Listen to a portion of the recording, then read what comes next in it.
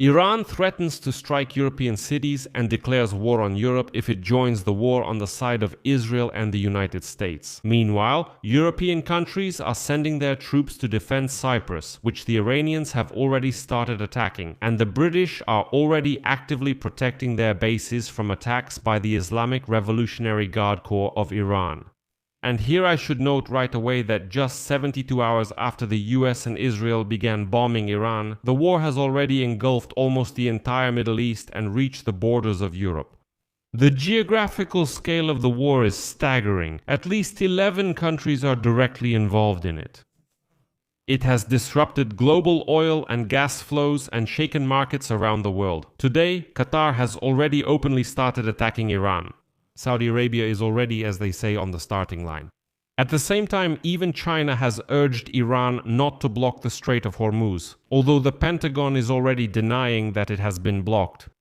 I'm Alexei Pecci. Let's discuss this topic. But before we start, I ask you to subscribe to this channel, give it a like, and leave any comment under this episode. This really helps a lot with promoting the content on YouTube, and I will be very grateful to you for that. In addition, subscribe to my Telegram channel Pecci News. The link is in the description of this video. There we publish breaking news as it comes in. So, today the Iranian Ministry of Foreign Affairs warned European countries against joining the US and Israeli campaigns against Iran. The Iranian Ministry of Foreign Affairs said they would view this as an act of war. Here's the quote. "Any such act against Iran will be regarded as complicity in aggression. It will be considered an act of war against Iran." And let me remind you, yesterday Germany, France, and the United Kingdom stated that they may take, quote, proportional defensive action to destroy Iran's ability to launch missiles and drones from their source. And this is despite the fact that Iranian drones have already attacked the British military base Akrotiri in Cyprus twice. First, at midnight on Monday, one drone struck the base. Then, during the day on Monday, the authorities of Cyprus announced the interception of 2 more drones that were heading for Akrotiri. After that, Britain allowed Trump to use British bases for attacks on Iran. Well, France has already announced that it is sending its air defense systems to protect Cyprus. Let me remind you that earlier, US Vice President J.D. Vance assured that Operation Epic Fury would not escalate, and that the US does not plan to get involved in problems like Iraq or Afghanistan. Although the chairman of the Joint Chiefs of Staff, General Dan Kane, stated that the US war against Iran would not be a one-night operation, and that the United States should expect significant losses on its side.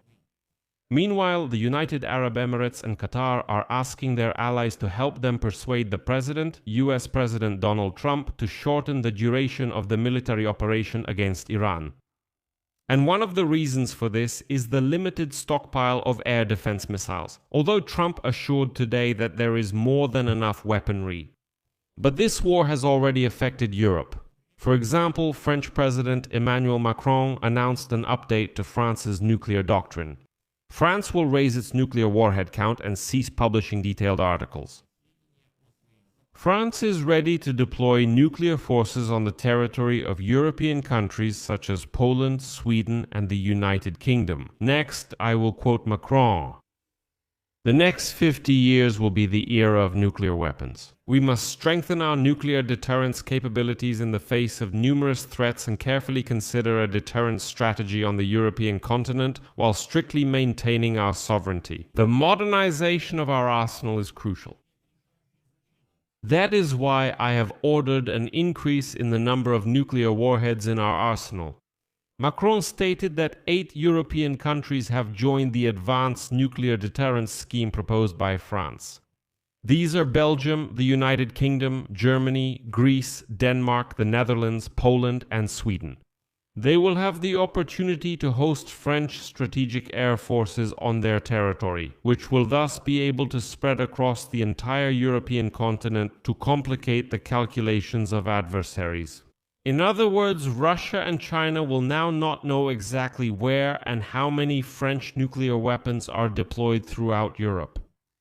Here, of course, it is important to note the striking fact that just 72 hours after the start of the bombings of Iran by the US and Israel, the war has already engulfed almost the entire Middle East and has even reached the borders of Europe.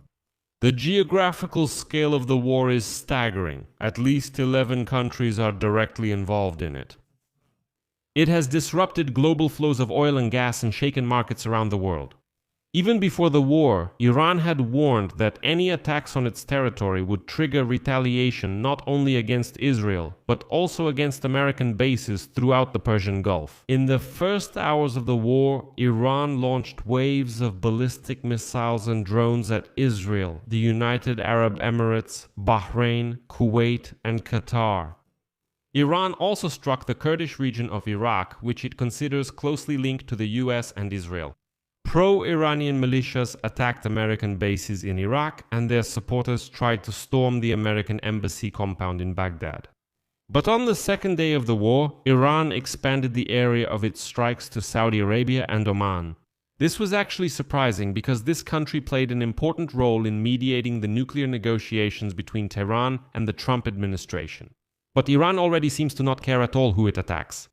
On Monday, debris from 2 Iranian drones hit a Saudi Aramco oil refinery in Saudi Arabia. This is the first such attack since 2019. Qatar, another key mediator between Tehran and Washington, said it shot down 2 Iranian fighter jets and condemned the reckless and irresponsible shelling of its territory. As a result, today Qatar has already entered the war and is in fact attacking Iran.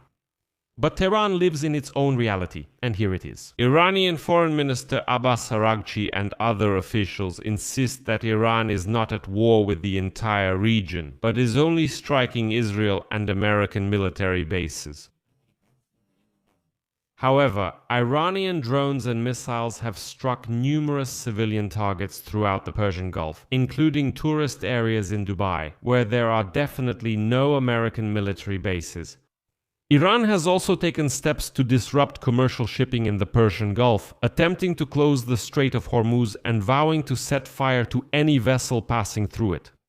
On Sunday evening, Hezbollah entered the war by launching rockets and drones at Israel and opening a new front on the border with Lebanon. Hezbollah's decision to join the fighting was one of the key questions for American and Israeli intelligence.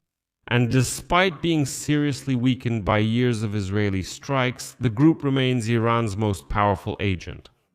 And in the end, Iran began attacking Cyprus, drawing Europe into the war.